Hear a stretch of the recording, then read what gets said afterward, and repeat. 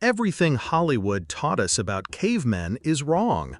From their supposed grunting language to their club-wielding brutality, the image of primitive humans dragging women by their hair into dark caves is pure fiction.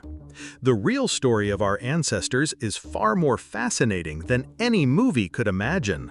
Let's start with the biggest myth of all.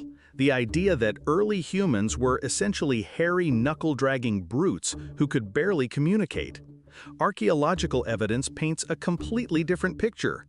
These weren't mindless savages stumbling through prehistory. They were sophisticated problem solvers who developed complex languages, created intricate art, and built thriving communities that lasted for thousands of years. The first myth that needs destroying is the classic caveman club. Those massive wooden clubs supposedly used to bash everything from woolly mammoths to rival tribe members? Complete nonsense. Early humans were master toolmakers who crafted delicate spear points, intricate bone needles, and sophisticated hunting implements. Their weapons were precision instruments, not crude bludgeons. A Neanderthal spear point required more skill to create than most modern woodworking projects. But here's where it gets really interesting. The whole caveman label itself is misleading. Most early humans didn't actually live in caves. Caves were occasionally used as temporary shelters, but our ancestors were primarily nomadic, following herds and seasonal resources. They built sophisticated temporary structures, lean-tos, and even semi-permanent settlements. When they did use caves, it was often for specific purposes, like storing food, conducting rituals, or seeking protection during harsh weather. The Flintstones effect has convinced everyone that dinosaurs and humans coexisted, but this represents a gap of about 65 million years. Early humans never saw a single dinosaur.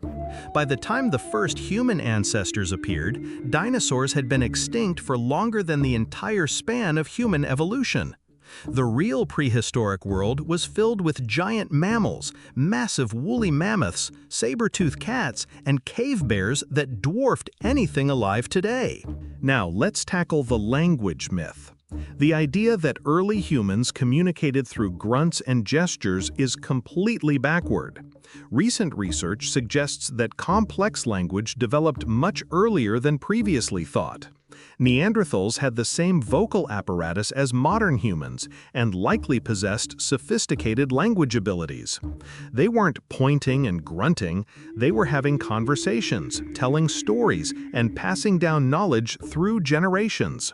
The woman dragging stereotype deserves its own debunking.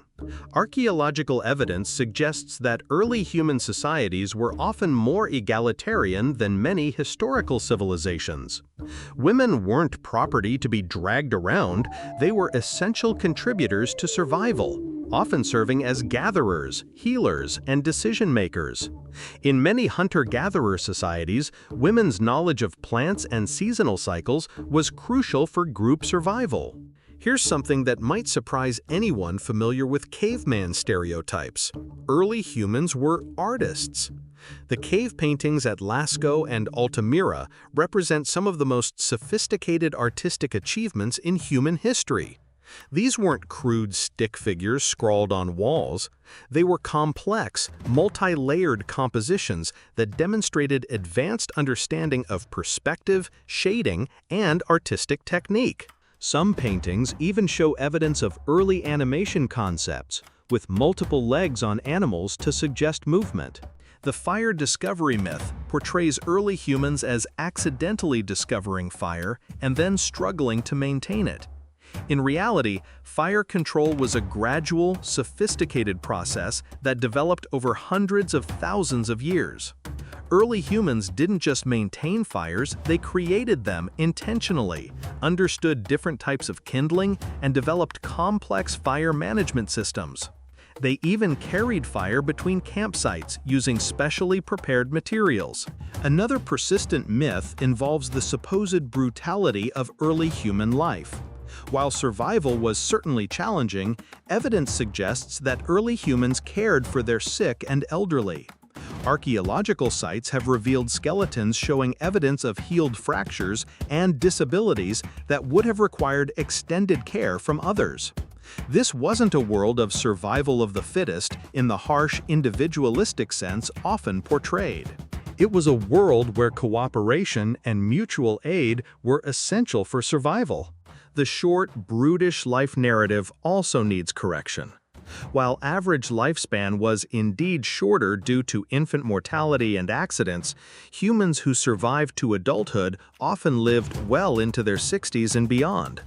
Moreover, their lives weren't constant struggles against starvation. Many hunter-gatherer societies had abundant food sources and actually worked fewer hours per day than modern humans. They had time for art, music, storytelling, and complex social interactions. The intelligence myth is perhaps the most damaging. Early humans weren't intellectually inferior to modern humans. Their brains were actually slightly larger than ours, and they demonstrated remarkable problem-solving abilities. They developed sophisticated hunting strategies, created complex tools, and adapted to diverse environments across the globe. The idea that human intelligence has dramatically increased over the past 40,000 years is simply false. Finally, the primitive medicine myth needs addressing. While early humans didn't have modern medical knowledge, they developed sophisticated understanding of herbal remedies, surgical techniques, and healing practices. Archaeological evidence shows successful amputations, dental work, and even trepanation surgical procedures that required considerable skill and knowledge. These myths persist because they serve a narrative about human progress, the idea that we've steadily improved from primitive beginnings to civilized modernity. But the reality is far more complex and interesting. Early humans weren't failed attempts at being us, they were successful humans perfectly adapted to their environment, with rich cultures, sophisticated technologies, and complex social structures. The next time Hollywood presents another club-wielding, grunting caveman, remember that the real story of our ancestors is far more remarkable than any fictional portrayal. They were artists, inventors, storytellers, and survivors who laid the foundation for everything that followed. Their legacy isn't primitive brutality, it's the fundamental human capacity for creativity, cooperation, and adaptation that continues to define us today.